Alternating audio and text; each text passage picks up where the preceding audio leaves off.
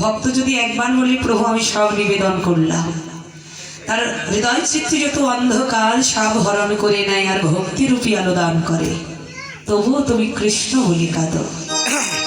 এই দয়াল অবতারে বাবা আমরা এত ধন্য জীব যে কষ্ট করে ভগবানকে পেতে হচ্ছে না, সাধনা তপস্যা যজ্ঞ কিচ্ছু করতে হচ্ছে না, শুধু একবার হরি বলে কাঁদলেই প্রভুর কৃপা হচ্ছে। আহ, এমন সহজ পন্থার কি দেবে বাবা, এমন বান্ধব জগতে কি হবে। সেই প্রভু আমার আজকে অকলঙ্ক পূর্ণচাঁদ নদিয়ার মধ্যে অবতীর্ণ হলেন, নদিয়ার আকাশকে আলোকিত করে অবতীর্ণ যখন হলেন, মহাজন কীর্তকর্তা শুধু দর্শন করলেন, শুধু অবতীর্ণ হলেন না, জীবের হৃদয় ঘর বাহির ভেতর আলো করলেন না, আরো কি করলেন, একেবারে উদ্ধারের পথটা দেখিয়ে দিলেন। কেমন?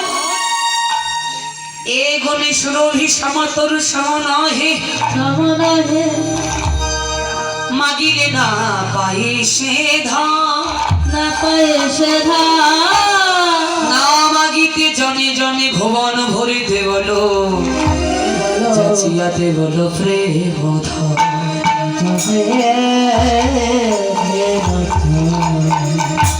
হরিবল অযাচিত জাতিয়া দিল, মানে তোমাকে আমাকে কাউকে চাইতে হলো না, প্রভু ইচ্ছাকৃত নিজের ইচ্ছাই যেচে সেধে দিল। নাও নাম নাও, নাম নাও।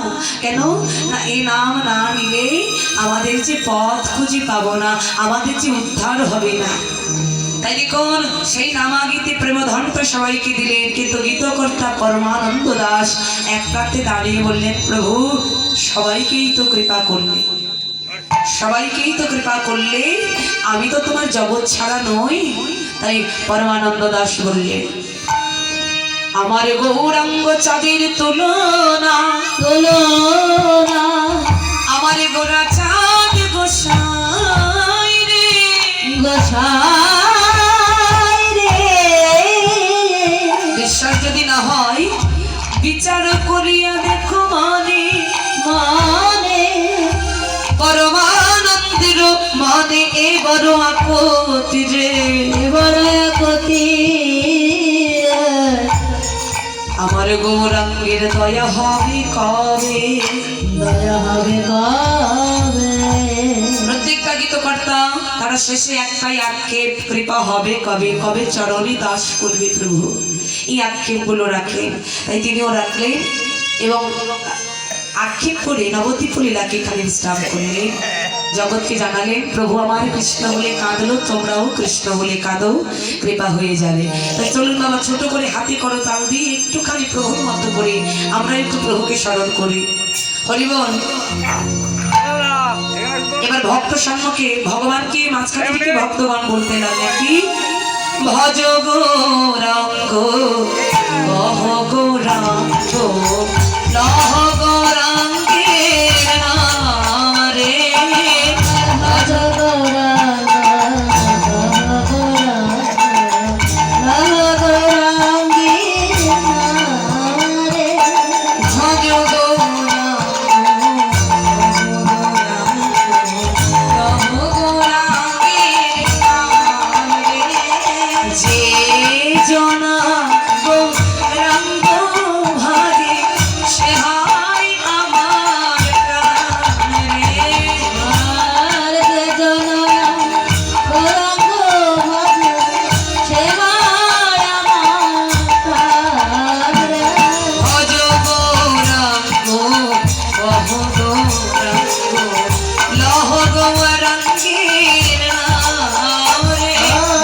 ভজ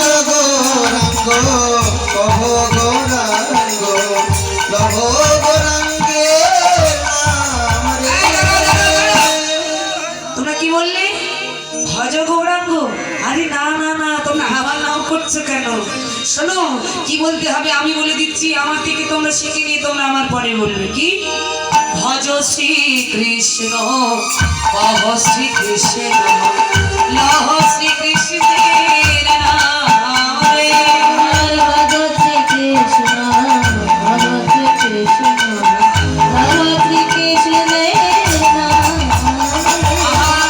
যে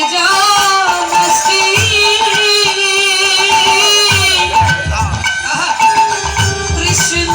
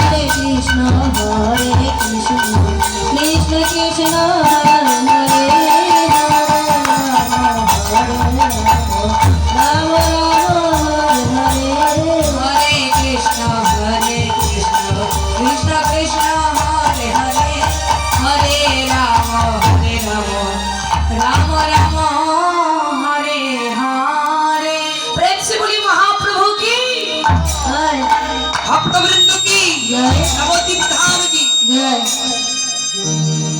হরি বল হরি বল। তাহলে নবদ্বীপ লীলা এখানে বিশ্রাম রইল। চলো একটু রাধা নাম করতে করতে বৃন্দাবনে যাই।